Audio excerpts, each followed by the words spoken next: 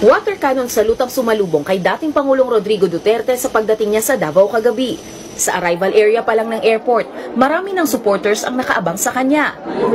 Di naman sila nabigo. Pagbaba ni Duterte sa eroplano, nilapitan agad ang mga tao at game pang nakipag-selfie. Ayon sa dating Pangulo, masaya siya dahil maayos na siyang makakapagpahinga ngayon at malayang magagawa ang gustong gawin bilang private citizen. Makauwi ako and I can rest. Alam mo, baka totoo ito sa lahat ng presidente. We get only about 5 to 6. 5 average ang because of volume sa trabaho, sa papel.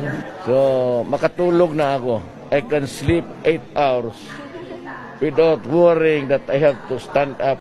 Gayunpaman, handa pa rin daw siyang tumulong sa bansa sa panahong kailanganin siya. Basta yung mga crucial sa ating bayan,